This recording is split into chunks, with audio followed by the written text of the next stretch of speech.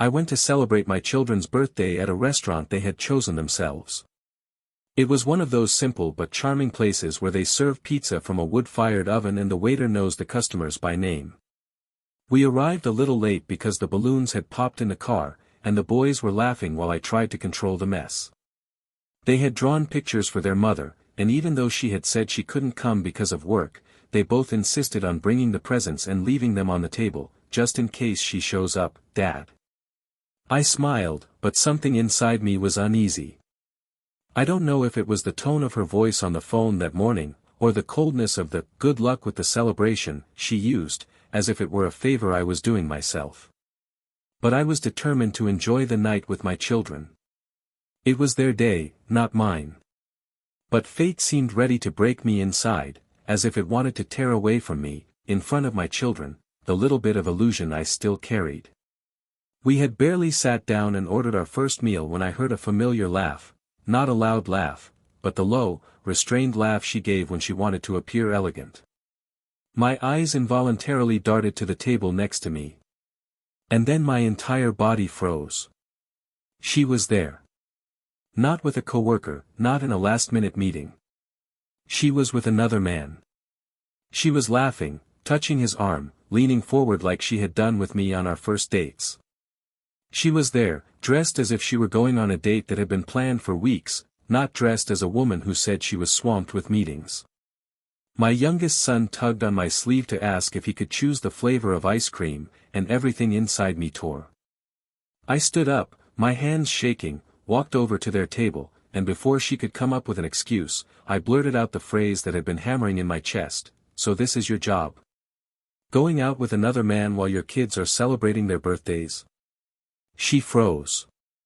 The man looked at me as if I were the victim, and I just kept going, trying to stay calm in front of my children. "I'm leaving here with my children, and please leave us alone." I took the confused boys and left. But inside me, everything was already falling apart. The next morning, I filed for divorce. I didn't say anything to her. I just left the papers in her mailbox with a note: "You betrayed more than a husband, you betrayed a family." I didn't scream, I didn't cry. I kept the pain quiet. Because there was nothing else to say. I thought she would ignore it. I thought she would stay with her new boyfriend, move on with her life, and leave me alone, like I asked. But no. When she got the divorce letter, the ground beneath her fell apart. She reached out to me. She called. She texted. She asked to talk. She said she had made a mistake. That she didn't know what she was doing. That she still loved me. That it was a mistake. That it was neediness. That she felt forgotten. I read each and every message with dry eyes. Not because it didn't hurt, but because I had already cried all I needed to that night in the car, with my children asleep in the back seat, while I stared at the steering wheel, not knowing where to go. She insisted. She showed up in front of my house. She sent me gifts. She asked for forgiveness. She said that her children were confused, that she wanted to rebuild, that it should never have happened. But what she didn't know, what she could never have predicted, is that, while she was begging for a second chance, I met someone again. Not just anyone. I met a woman who had been by my side even before my wife came into my life. A childhood friend. A woman who knew the purest version of me. A woman who was pushed out of my life precisely because of my ex. She had always been a threat to my wife, and now, ironically, she resurfaced at the exact moment when I needed someone the most. It wasn't planned. It wasn't revenge. It was simply natural. We met by chance in a coffee shop, our eyes met, and suddenly, I found myself smiling for real after a long time. She listened to me. She hugged me. She didn't want to know the sordid details, she just asked if I was okay. For the first time since the breakup, I felt whole. Not patched up, not numb, whole. And when my ex found out, when she realized that her tears no longer had any effect on me, that her sweet words no longer made me want to come back, that's when she truly understood what she had lost. Because she thought that winning me back would be a matter of time. But she didn't expect that, in the process, I would reconnect with who I was before her. And worse, with someone who had always seen me as a whole. The children began to refuse to meet her. Not because I influenced them. But because they saw it. They witnessed the exact moment their mother chose another man over them. Nothing she said, no expensive toys, no outings afterwards, could erase that image from their minds. My oldest son said out loud, "You chose dinner with him instead of singing happy birthday with us." And the silence that followed destroyed any argument she could make. With each attempt at getting closer, it was as if she dug herself deeper into a hole. It was too late. I didn't need to scream. I didn't need to seek revenge. Life took care of putting each piece in place. And seeing her looking at me with eyes full of pain, seeing me with another woman, the one she pushed away from me years ago, was the true end of the story. But was it really the end? Because there was still something she had kept from me all these years. Something that neither the divorce, nor the scandal, nor her tears had let slip. Something that, when it came to light, might change everything I thought I knew about my own marriage. And that secret, that last loose thread that still connects our stories, may not have been as buried as I thought. Welcome to our channel. Here, we do not support, and will never support, any type of betrayal.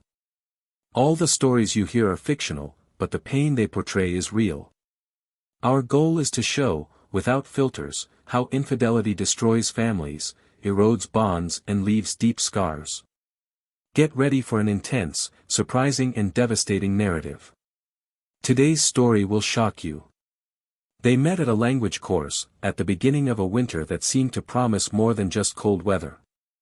Gabriel was the kind of man who drew attention to himself because of his calm, reserved, yet deeply observant manner.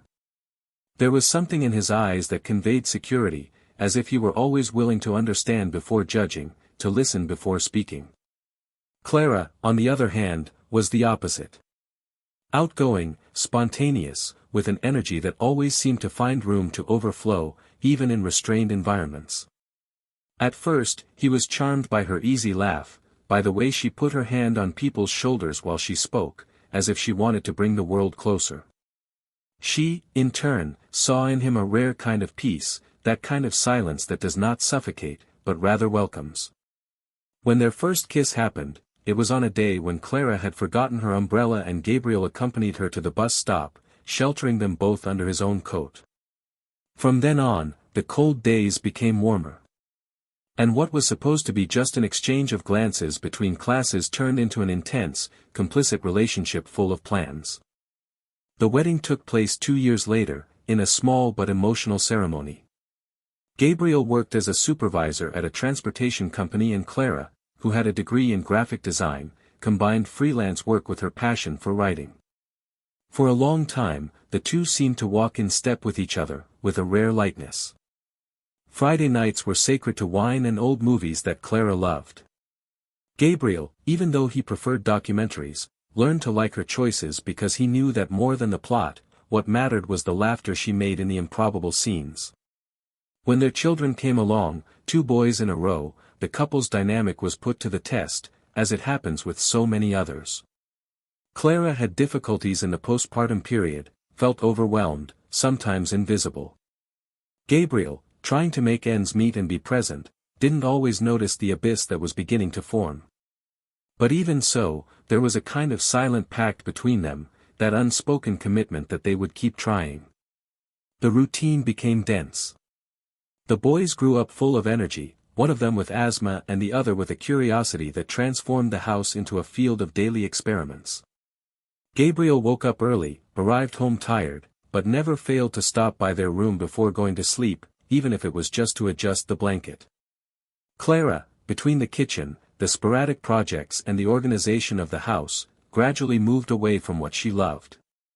Her sketchbooks were stored in a drawer in the living room. The stories that once flowed easily began to seem irrelevant.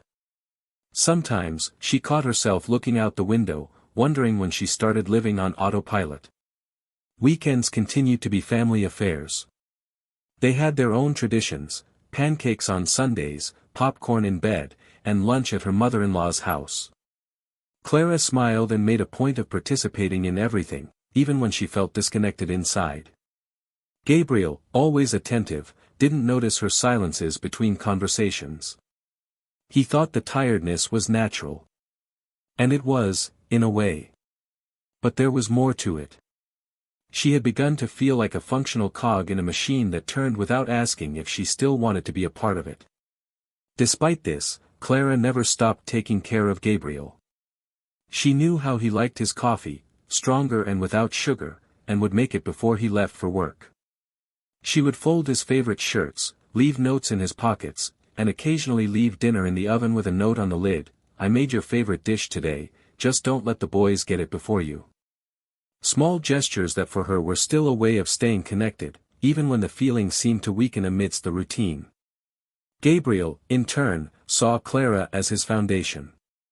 He never considered that there was anything wrong, because in his mind, true love was made of daily effort, of silent understanding, and not of grand gestures.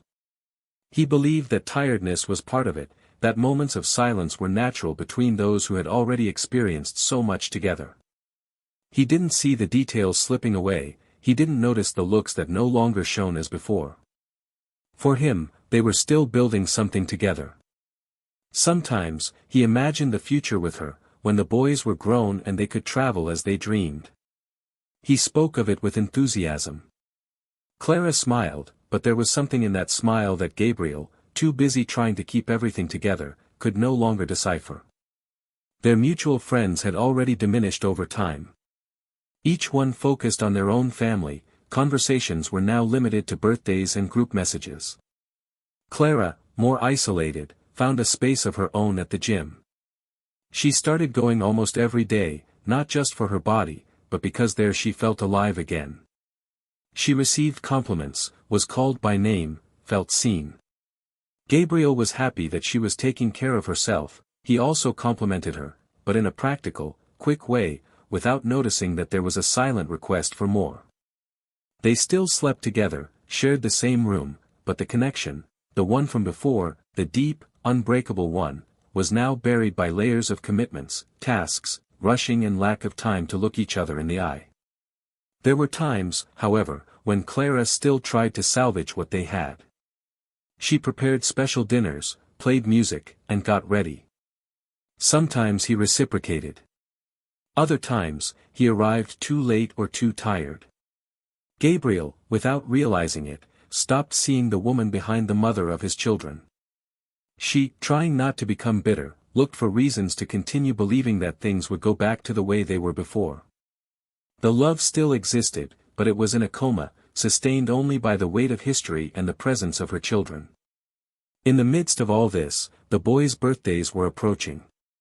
Clara, always creative, organized everything in advance. She planned details, arranged surprises, and made sure to create happy memories. Gabriel also participated, albeit in a more practical way.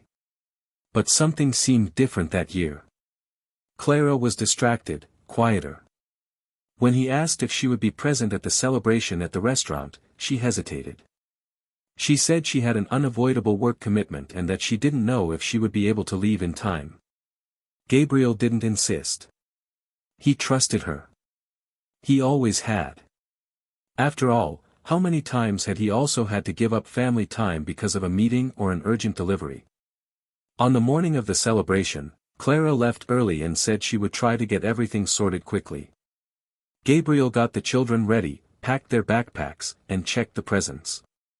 The boys were excited and full of expectations. In the car, they kept asking if their mother would go. Gabriel said maybe she would, that she was trying. They arrived at the restaurant laughing and making plans for the menu. It was a happy day, or at least it seemed that way. And it was in this scenario, amid the sound of silverware and happy conversations of families around, that the story would begin to change. There was still no anger, there was still no confrontation. Just a strange feeling, a muffled distrust, a chill that ran up his spine for no apparent reason. Gabriel, even surrounded by his children and with all of Clara's efforts to organize the details in advance, began to feel that something, still unnamed, still invisible, was about to slip through his fingers. What he didn't know at that moment was that life, with its cruel precision, was preparing to turn everything upside down. And that night, before his children's eyes, between congratulations and a piece of cake, he would stop being just a husband and become something deeper, a man facing his own limits. And the story that was to come, no one, not him, not Clara, would ever forget. In the week leading up to the boy's birthday, the atmosphere inside the house seemed like an extension of the routine of the last few months, lukewarm, functional, almost automatic. Clara woke up early, prepared snacks, and organized her backpack with the naturalness of someone who was already doing it on autopilot. Gabriel, in turn, followed the mornings with the same punctuality as always, but with his eyes growing heavier. They didn't talk much, just what was necessary. Their conversations revolved around the children's schedules, bills, and the next day's tasks. Physical contact, although it still existed, had become more of a ritual than a desire. A kiss on the forehead, a touch on the shoulder as they passed through the kitchen, a leisurely, unhurried goodnight. Gabriel was trying not to think too much about it. He thought it was a phase, a natural wear and tear of time. He knew that there were couples who, after having children, seemed more like colleagues than lovers, and he refused to believe that theirs was one of those cases. He preferred to cling to the idea that this was just another curve in the road, and that they would soon be walking side by side again. Clara, however, seemed increasingly distant. She smiled in photos with her children, played with them in the late afternoons, but there was a tiredness in her eyes that Gabriel couldn't decipher. Sometimes she would stare into space, with the expression of someone caught up in a thought too deep to be shared. Other times, she would lock herself in the bathroom for longer than usual, and would come out with slightly red eyes, as if she had been crying, but would cover it up with some excuse about the cream that had stung or the sleep that had accumulated. When Gabriel tried to bring up a more intimate subject, she would change the subject. And when he mentioned the boy's birthday, saying that he was organizing the details for dinner at the restaurant they liked so much, she would just nod and say that she would do her best.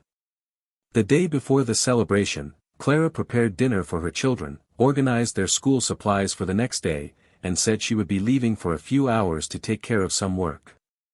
Gabriel found her rushing and avoiding eye contact strange, but he didn't question her.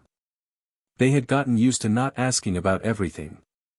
He just hoped she would take care of whatever it was and come back before the children went to bed. But she didn't come back. She sent a message saying that the appointment had been extended and that she would be sleeping at her sister's house to avoid coming back too late. Gabriel read the message in silence and tried to convince himself that there was nothing wrong. Clara's sister lived on the other side of town, and it wouldn't be the first time she had chosen to spend the night there after a long meeting. He just took a deep breath, finished organizing the children's gifts, and went to sleep. The day of the celebration began like so many others, but with tension disguised as expectation. Gabriel woke the boys up, helped them get dressed, made pancakes in the shape of letters, something Clara used to do, and watched them smile as they put the drawings they had made for their mother in an envelope. Their hope that she would show up was alive, even in the absence of confirmation. Gabriel didn't want to disappoint them. He said that perhaps she was getting organized to make it. Deep down, he still believed that she would show up. After all, no matter how far away they were, she was a devoted mother. She would never fail to show up for something so symbolic.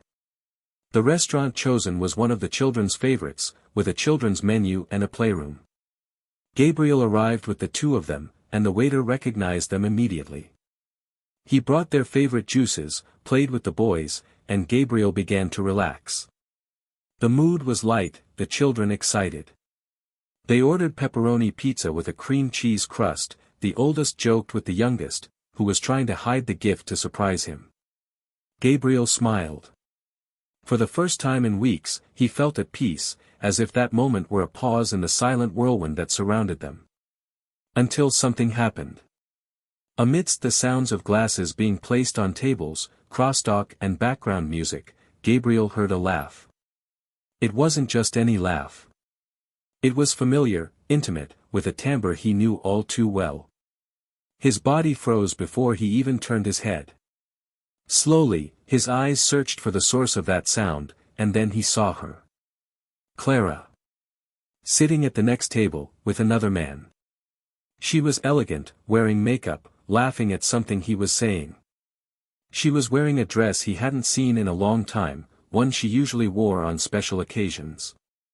The man touched her hand on the table naturally, as if it were something common, a repeated gesture between them. Gabriel froze. The world seemed to stop. The sound around him turned to a buzz. His children continued talking, laughing, distracted, while he stared at a scene he never imagined he would witness. Clara didn't see him right away. She was focused on the man in front of her. Gabriel, on impulse, stood up. He walked to the table, each step carrying the weight of an entire marriage. When she saw him, she turned pale. Her eyes widened for a second, her breath caught, and she put her hand over her mouth as if trying to hide a crime she had already committed. Gabriel approached, looked her in the eye, and said with a cutting calm, suffocated by a contained anger that bordered on collapse, "So this is your job? Going out with another man while your children celebrate their birthdays?" Clara tried to answer, but her throat wouldn't obey. The man looked at Gabriel with discomfort, as if searching for an excuse, but he didn't dare say a word. Gabriel continued, looking only at her, with tears in his eyes, but without shedding a tear. "I'm leaving here with my children. And please, leave us alone." He turned his back and went back to the table. The boys, confused, asked if everything was okay. Gabriel picked up their backpacks and the envelope with the drawings, and in a firm voice said they were going to celebrate somewhere else. He chose another restaurant, smaller and further away. On the way, his children asked if their mother would still be coming. He simply replied that she was busy. He wasn't lying. But he also didn't tell them the truth. Not yet. When they got to the new place, he ordered dessert before the food, as a way of trying to transform what had been destroyed into something at least a little happy. He was smiling on the outside, but inside he was in ruins. His stomach was churning, his throat dry, his chest on fire. For the first time in a long time, he didn't know what to do. That same night, already at home, she put her children to bed. They were exhausted and didn't seem to understand what had happened, but they trusted their father. When Gabriel closed the door to their room, he leaned against the hallway wall and collapsed. He fell to the floor, hugging his knees, trying to hold back the pain that was seeping through every pore. How could she? How, after everything they had built, after so many years, so much effort? The questions came like arrows, one after the other. And even without answers, he already knew what he needed to do.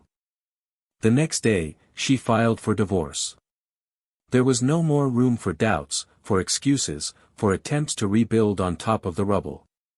Clara tried to contact him, sent messages, called. Gabriel didn't respond.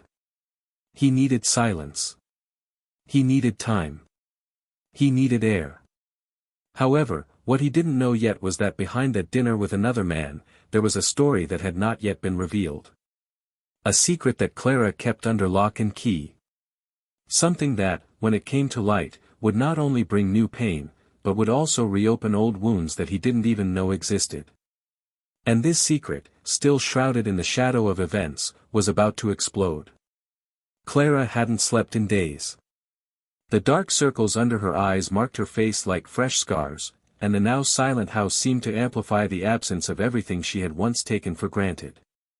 The divorce had been filed, and with that, the papers began to fall from the shelf of illusions where she had piled her certainties. Gabriel remained distant, firm and unshakable, like she had never seen before. He didn't shout, he didn't beg for explanations, he didn't demand anything. His indifference was so painful that it made her wish for a tantrum, an argument, anything that would show he still cared. But what she received was silence. A silence that hurt more than any accusation. The children were with him. Clara only saw them on the days agreed upon by the court. Even during these meetings, she felt the older man's suspicious gaze, as if he were trying to understand who this woman was who had chosen to have dinner with a stranger instead of the most important celebration of the year for them. The younger man still maintained the purity of his childhood and ran into her arms, but even so, he didn't ask questions, as if, somehow, he understood that the adult world was too broken for simple explanations. She tried everything. She sent messages, handwritten letters, reappeared in places where she knew he would be, always with the look of someone who carried the world on her shoulders. She tried to remind Gabriel of who she was, of who they had been together. But nothing seemed to move him. He had closed himself off, not with anger, but with conviction. It was as if, the moment he saw what he saw in that restaurant, something inside him had died. And this silent death was what devastated her the most. What she didn't expect, however, was the twist that would come in the most unexpected way. One cloudy morning, as she was leaving a cafe near the building where she used to work, she saw Gabriel talking to a woman. There was a sparkle in his eyes that she hadn't seen in a long time. The woman was smiling, touching his arm gently, and the two seemed to share something that she herself could no longer access. At first, she thought it was just a colleague, perhaps a close friend. But in the following days, she saw the two together again. And then again. She realized that it was no coincidence. There was something there. Something real. Something that made her burn inside with a jealousy that she didn't even know she was still capable of feeling. It was only when she saw her children with this woman, laughing, running, hugging her naturally, that the final blow hit her. Not only because she saw him moving on, but because she recognized that woman's face. It was Helena. The same Helena who, years ago, had been part of Gabriel's life before Clara even existed. A childhood friend, the one she had always been jealous of, whom she had pushed away with subtly poisonous comments, manipulating situations so that their friendship would cool over time. Helena had disappeared from their lives, exactly as Clara had planned. But now she was back. And she was taking the place that had once been hers. Clara couldn't take it anymore. That same night, she knocked on Gabriel's door. It took him a few seconds to open it. He was different. Lighter, as if he had finally found his bearings again. When he saw her, he frowned, but didn't say anything. He just waited for her to speak. Clara came in with tears in her eyes and a shaky voice. She said she needed to talk, that she couldn't keep certain things in anymore. Gabriel crossed his arms, remaining calm, as if he had been expecting this. She began with loose, confused sentences, until she took a deep breath and blurted it all out at once. She told him that her story with Helena went far beyond what he had imagined. She said that the separation between them hadn't started at the restaurant, nor in the months before. She confessed that, years ago, right after they got married, she felt threatened by Helena's constant presence, by the connection they had, by the laughter they shared, by the kind of intimacy that even she, as his wife, felt she couldn't achieve. She said she manipulated everything. That she created situations, invented conflicts, lied. She said she planted doubts in Gabriel about Helena's feelings, that she insinuated that she was in love with him, that she wanted to destroy them. She said that, in truth, Helena never had ulterior motives. And what's more, she revealed that, at that time, she found letters that Helena had written, but that she never had the courage to deliver. Letters in which she said she was distancing herself to respect their relationship, even though she had loved Gabriel since adolescence. Clara confessed that she hid these letters. That she read each one of them and burned them, without anyone knowing. And, deep down, even with the silent victory of having removed Helena from his life, she felt empty. Because, contrary to what she thought, that did not strengthen the marriage. It only created a silent void between them. Gabriel listened to everything in silence. When Clara finished, she seemed smaller, broken, a shadow of what she once was. He walked away, walked to the kitchen and turned his back for a few seconds. When he came back, he looked her in the eyes and said firmly, "You knew. You always knew there was something between us. But it wasn't the kind of feeling that destroys. It was the kind that builds, that respects, that knows its place. Helena walked away because she loved me, and you destroyed that with fear, with selfishness. And even after everything, even after all this time, she never tried to win me back. She only came back when I was free. And now, after everything, you want me to believe that you regret it? Clara didn't know how to respond.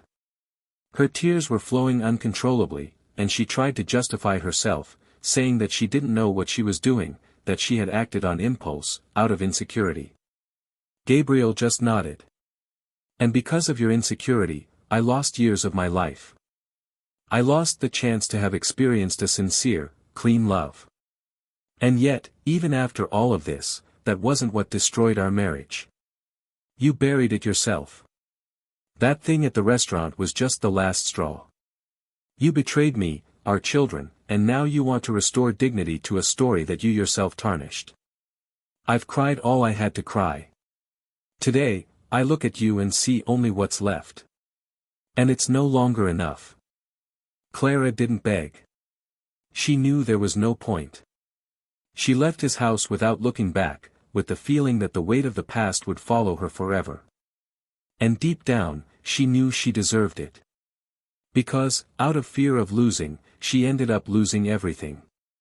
And now, the man who once loved her with all his soul was in the arms of someone she herself tried to erase. But what she could never have foreseen was what was yet to come. Because not even Gabriel, even with the whole truth out in the open, was prepared for what Helena had been keeping silent since the time she walked away. And this new secret, buried for years, was about to come out. And when it did, nothing would be the same again. Helena walked through the park next to Gabriel while his children ran ahead, throwing dry leaves at each other. It was late afternoon, and the golden sky reflected in the calm gaze with which she observed him. Ever since they had met again, the two had avoided talking about the past in depth. It had been a tacit agreement, not to resurrect something that would only cause pain. But now, after the conversation with Clara, after the revelations that had been stifled for years, something between them needed to be said. Gabriel, who had been calm until then, stopped near a wooden bench, where leaves partially covered the seat. He looked at Helena with a tense face, not with anger, but with a weight that had been growing silently. He said that he needed to understand some things. That Clara had revealed part of the story, but that there were still missing pieces in this puzzle. Helena nodded with a sigh. She knew that this moment would come, but she had not expected it to hurt so much. They sat side by side, and for a few seconds, they just watched the boys in the distance. Then, finally, she spoke. She said that she had truly loved Gabriel since she was a teenager. That their friendship had always been the safest place she had ever known. That, over time, this affection had turned into something deeper. But that she had never had the courage to confess it, for fear of losing even his presence. And that, when Clara came along, she realized that something was different. At first, she tried to accept it, believing that it was a phase, that perhaps Gabriel was just getting to know other possibilities. But as their relationship progressed, she found herself being left aside, gradually being erased from the routine they once shared. She said that she did not blame Gabriel, ever, because she knew that he trusted Clara and had no idea what was going on behind the scenes. But she said that at a certain point, she began to be ignored, excluded from meetings, pushed aside with subtle excuses. And then came the truncated conversations, the last-minute cancelled dates, the messages that went unanswered. One day, Clara sought her out. She was direct. She asked, almost demanded, that she stay away. She said that Gabriel deserved someone whole, and that she was not that person. Helena, hurt, didn't argue. She knew she was about to fall in love for real, and the fear of disrupting his happiness made her back away. She didn't tell him about the letters. She didn't tell him that she cried for entire nights writing pages that would never be read. She just disappeared. Gabriel listened to her with his jaw clenched. He felt a mixture of pain, helplessness, and surprise.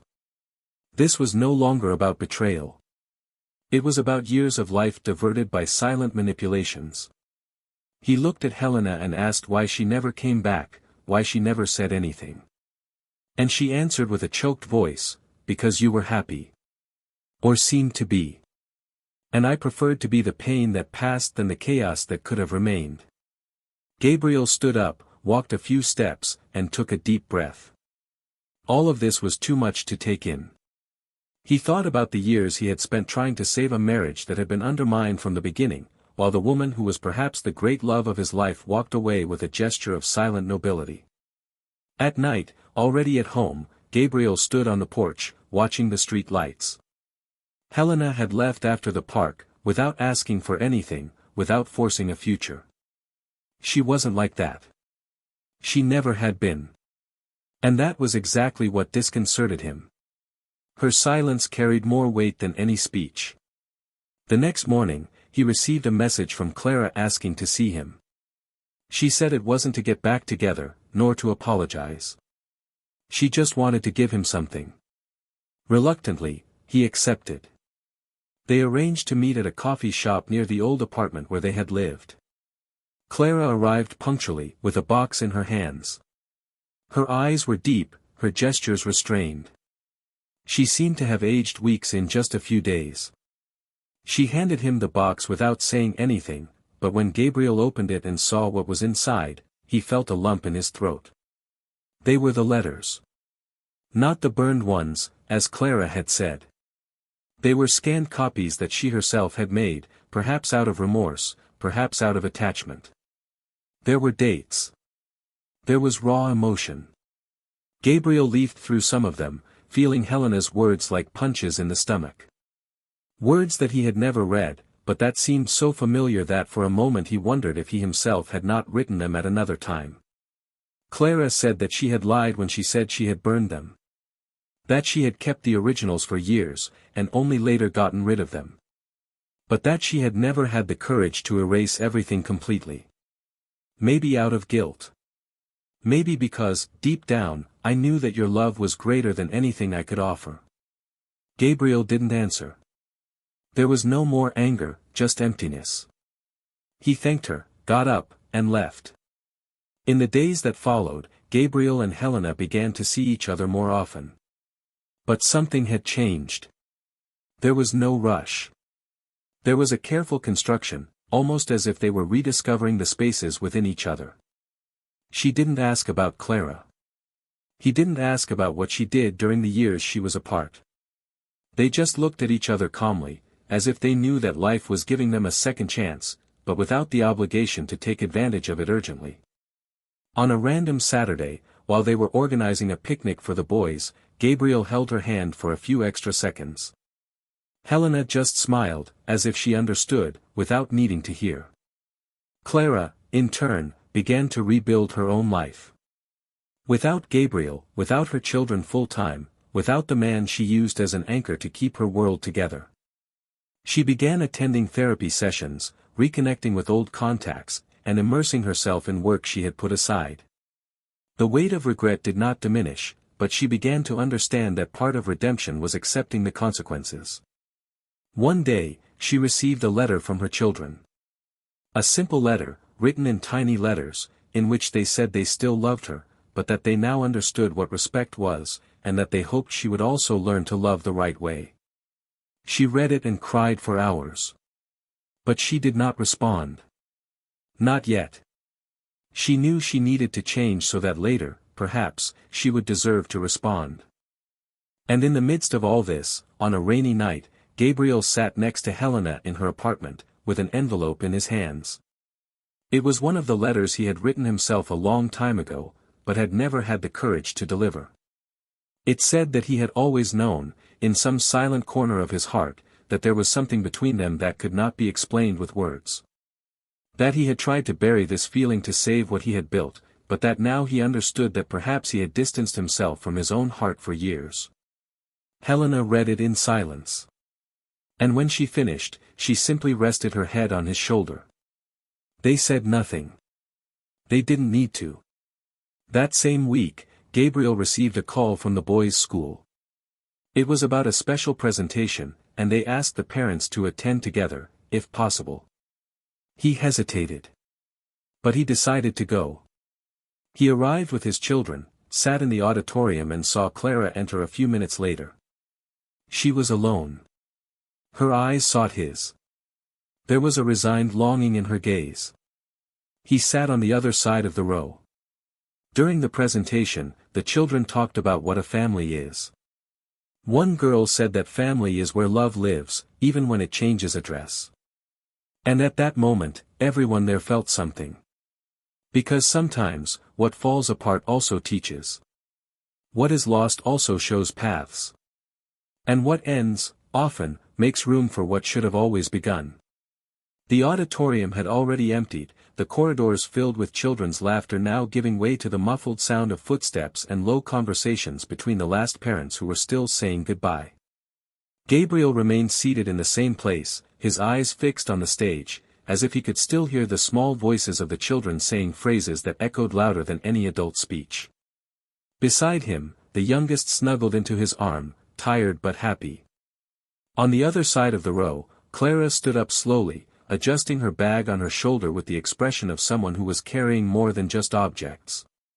She turned, as if she wanted to get closer, as if looking for a last opportunity to say something, but when she saw Gabriel still motionless, she hesitated.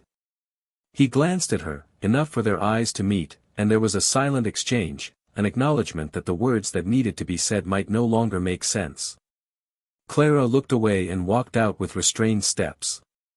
It was a farewell without declarations, without promises, but with the bitter awareness that time does not come back, and that there are mistakes that cannot be fixed, only carried.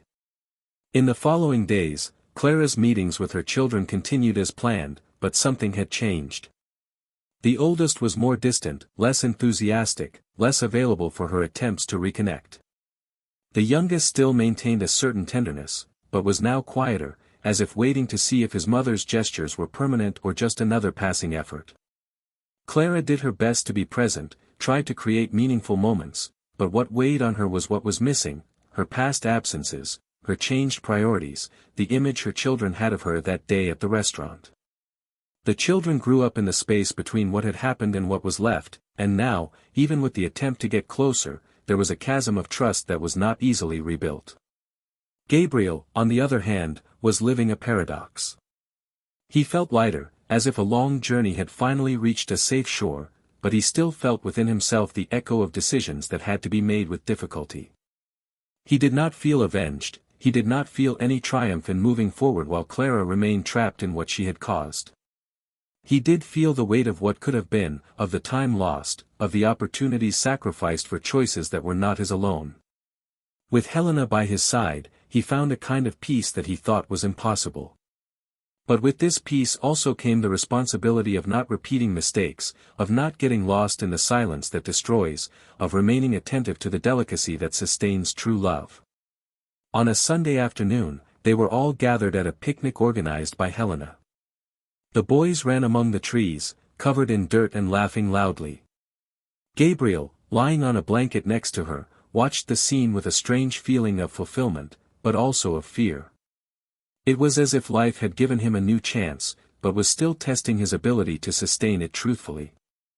Helena noticed his silence and asked what was troubling him. Hesitantly, he spoke about his fear of losing again, of not being able to protect what he now had, of not being worthy of her love. Helena smiled sweetly and said that there was no love without risk, that there was no construction without accepting that everything could fall apart, but that, even so, the important thing was to keep choosing, day after day. Gabriel hugged her without saying anything. He just let that gesture translate the decision he was making in silence, to no longer run away from himself, or from his own feelings. The following week, he received an unexpected message from Clara. It didn't ask for a meeting, nor did it talk about the children. It simply said that there was something she needed to deliver in person, something that she had only now found the courage to do. Gabriel considered ignoring it, but something in the message made him accept it. They arranged to meet at the old park where they used to take the boys when they were still little. Clara arrived with an envelope in her hand and a strange serenity on her face. Bluntly, she said that she had written a letter. It wasn't an attempt to win him back, nor a request for forgiveness, but a report. A final act of truth. Gabriel didn't open it right away. He simply said that he would read it later. Clara thanked him and left. At home, after putting the children to bed, he finally opened the letter. The words in it were not regretful, but reflective. Clara spoke about herself, about how she spent her life trying to be the ideal woman, the perfect mother, the expected wife, and how in the midst of all this she forgot who she was. She told how the fear of losing Gabriel made her act the way she did, how her insecurities made her decisions for her, how her identity was diluted between expectations and comparisons. She confessed that she spent years angry with Helena not because she was a real threat, but because she was a living reminder of everything Clara thought she could never be. The letter did not seek redemption, but acknowledged the pain caused and Gabriel's courage in rebuilding his life even after the destruction. After finishing reading, Gabriel stared at the paper for long minutes. For the first time, he felt compassion for Clara. Not love, nor complete forgiveness, but understanding. He understood that her mistake had begun long before the betrayal. It had begun in the inner silence, in the loneliness she cultivated, in the lack of self-care. And even without justifying her actions, he was able to see the pain behind her choice. He did not reply to the letter. He thought he did not need to. That was the end of a cycle. A full stop that did not require a reply, only respect. In the months that followed, Gabriel and Helena gradually became a family in the making. The children adapted naturally, perhaps because they felt the environment was lighter and more honest. Helena never tried to take anyone's place, never demanded love, but patiently offered hers. The children, intuitive as they are, noticed this. They began to seek her out, to call her to do their schoolwork, to ask her opinion on movies, to share secrets and laughs. Gabriel observed this construction with humility, without euphoria, understanding that the strongest bonds are not forced, they are only cultivated. One night, as they were putting the boys to bed, Helena approached him in the kitchen. She was holding a cup of tea and a serene smile. He said he felt that they were finally where they were supposed to be. Gabriel, leaning against the counter, simply nodded in agreement. He said that, despite everything, he wouldn't change a thing, because if he hadn't lived what he had, he might never have realized what really matters. Helen held his hand. The two of them sat there in silence, as if they knew that sometimes happiness doesn't come from what you achieve, but from what you learn to value. And as the rain began to fall outside, Gabriel closed his eyes for a moment and felt, for the first time in a long time, that the future was not an uncertain promise, but a possible road. Because now, all that mattered was no longer what had been lost, but what was being carefully rebuilt. And even with the scars, with the painful memories, with the regrets that still echoed from time to time, there was a new certainty there, that true love is not measured by the absence of mistakes, but by the courage to continue even after the end. Time passed with a strange fluidity, as if life itself was testing Gabriel's ability to not get lost in memories of what had already been, while he tried to plant his feet in the present that, although lighter, still surprised him with feelings that he thought had already been exhausted. The routine had become silently different. Weekends were no longer just his and the boys, now, they often included Helena, who had become an essential part of that nucleus rebuilt with effort and care. Sunday morning smelled of her coffee, the restrained laughter of the boys playing with her in the backyard, and the evenings were accompanied by long conversations at the table, about their childhood, about plans for the future, about small memories that little by little replaced what had previously been just pain. Gabriel, however, was not naive. He knew that starting over was more than just changing partners, more than just forgetting what happened.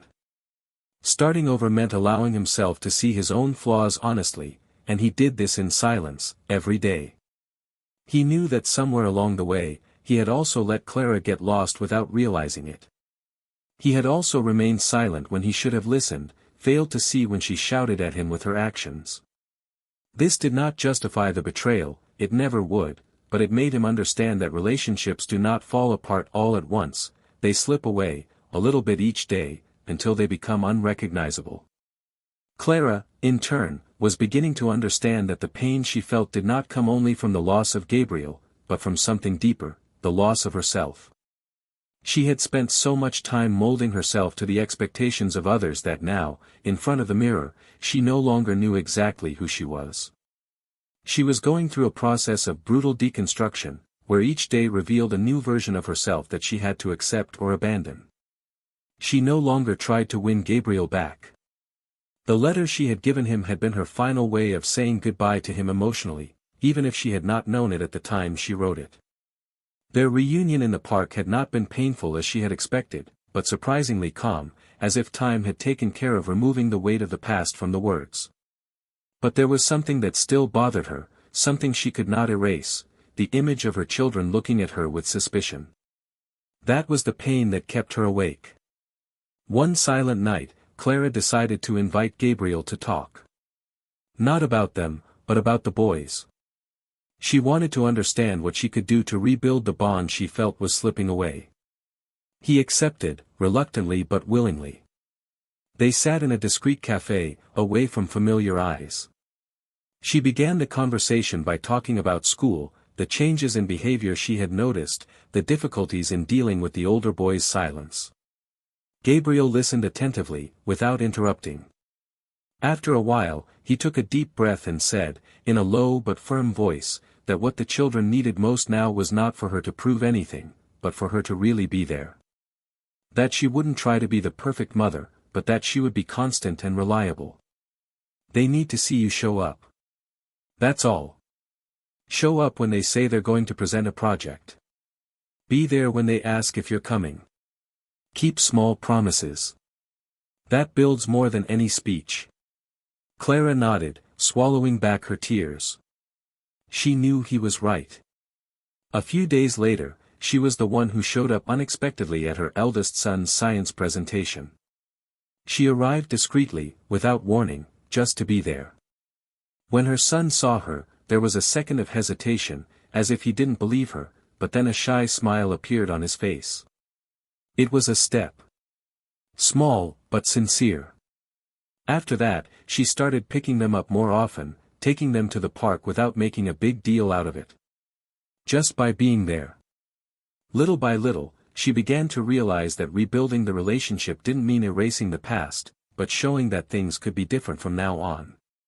One rainy afternoon, Gabriel arrived home to find the boys excited, saying that their mother had taken them to visit the place where she grew up, and that they had met her grandparents and aunts and uncles, and that she had told them stories about when she was a child.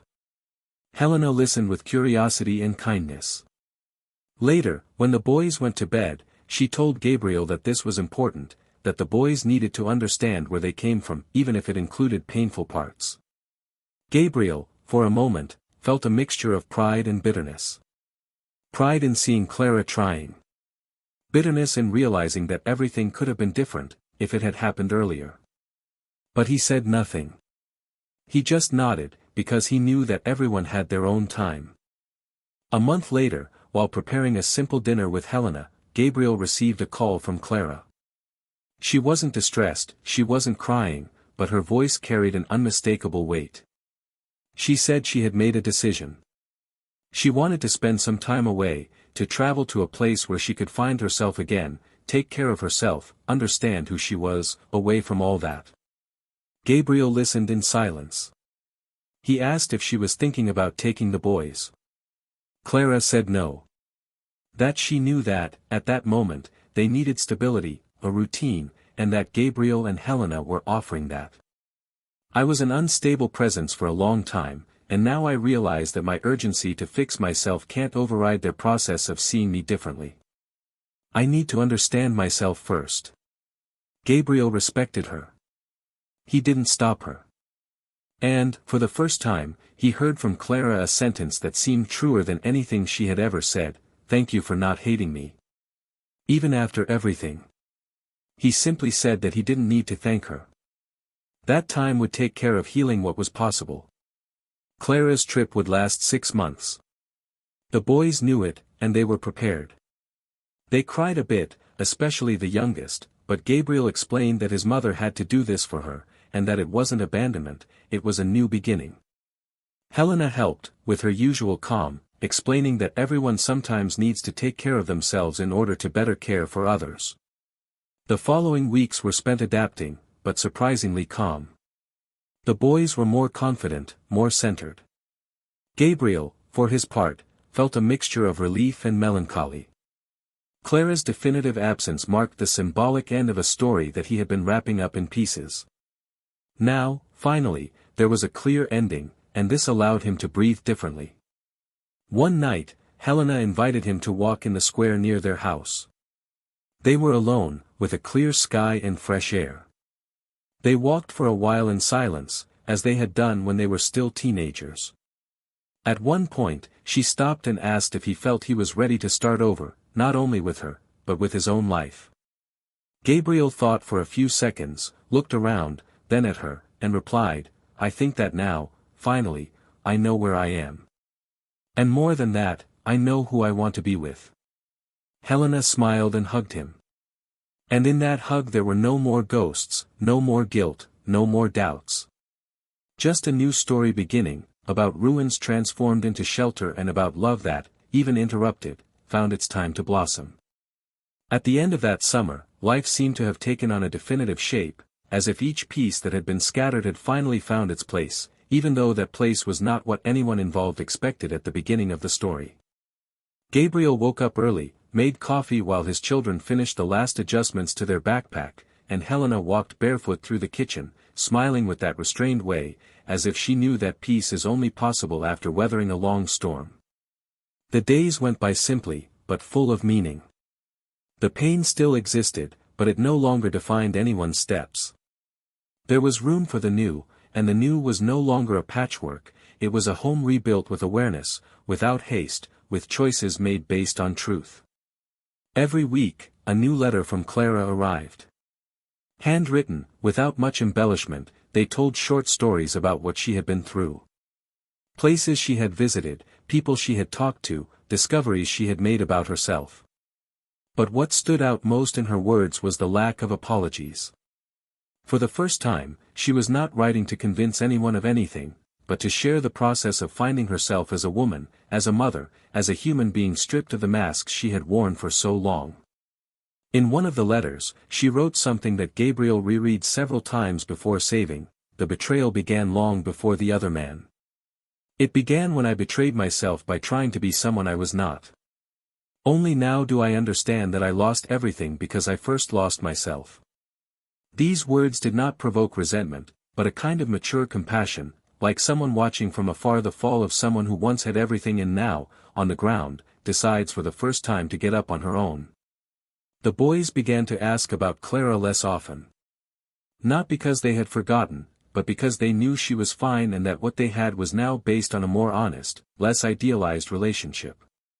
When she returned after 6 months away, she chose not to go back to her old house.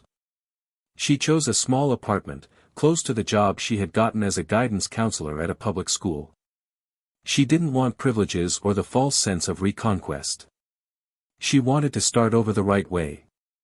She invited her children to see her new home, prepared a simple lunch and let them explore the space. When the boys said that everything was different, she smiled and replied, "I am too." There was no more trying to erase the past.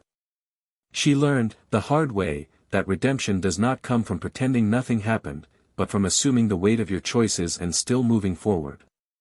Gabriel observed everything from a distance, without judging, without getting more involved than necessary. Their relationship had become a solid bridge, built on the respect that arose from the very ruin that separated them. It was curious how true respect only emerged after love was shattered. Helena's presence was never imposed. Patiently, she built her space with the boys, little by little, without forcing intimacy. When she was called a second mother, for the first time, she did not react with unbridled emotion. She simply looked the boy in the eyes and said, "Thank you for letting me be a part of this." This was the kind of love that was now being established by Gabriel's side, a calm, adult love, aware of what it carries and what it needs to protect. On their oldest son's 10th birthday, they decided to have a small celebration, with just close family and a few friends from school. For the first time, Clara, Gabriel and Helena were together in the same space, sharing smiles, stories, memories. There was no tension. There was no competition. Just three adults who had finally learned to put the children's well-being above their own sorrows. At one point, while they were cutting the cake, Clara approached Helena and, with moist eyes, said softly, "Thank you for staying when I destroyed everything." Helena replied in a calm voice, "I didn't stay. I only came back when he was ready to see me again." It was then that Clara understood, deeply, that she could never compete with that kind of bond. And, curiously, it didn't destroy her. For the first time, she felt at peace with the fact that she wasn't the protagonist of someone else's story. Because now she was finally the protagonist of her own. The months passed with the fluidity of a life that no longer needs to prove anything. Gabriel allowed himself to smile without burden, Helena made plans with the confidence of someone who builds solidly, Clara redirected her energy to causes she had previously ignored, helping young women in the process of emotional reconstruction. The pain that had previously united them due to loss now dissolved into distinct trajectories, each finding its own curve along the way. Until, a year later, in an informal conversation with the boys, Gabriel heard the youngest say a simple phrase that echoed everything they had experienced, "Dad, I like how we became a family again, even though it was different." He didn't respond with words. He just pulled his son close and hugged him. Sometimes, happiness is just that, knowing that what has risen again has stronger roots than what has fallen. And so the story came to an end, but not just any end. An end that is not built on revenge or empty victories, but on silences filled with maturity. An end in which everyone, in some way, paid the price for their choices, but also had the chance to rebuild. Because the true consequence of betrayal is not only the immediate breakup, but the cracks it causes in the invisible structures of a home, a love, an identity. Betrayal is a wound that tears not only the other person, but the betrayer himself. And sometimes, it takes a long time to realize that, by hurting someone, we are also tearing ourselves apart inside. If you've come this far, with a heavy heart, perhaps in silence, perhaps reflecting on your own stories, share in the comments what you thought of this narrative. Which part touched you the most? Which character awakened something in you the most? We want to know your opinion, your perspective, your emotions. Also, take the opportunity to subscribe to the channel so you don't miss any stories like this. Every week, we have new stories about life, new beginnings, and learning. And remember, betrayal destroys much more than relationships. It hurts families, breaks bonds, erases trust, and often pushes people into an inner abyss from which they only emerge much later, if they emerge at all. Here on this channel, we do not support and will never support any type of betrayal. Our stories are fiction, but the feelings they portray are real. May this story serve as a mirror, as a warning, as a scar that teaches. May you always choose truth, respect, and genuine love when you look at it. Because that is the only way to build what really matters.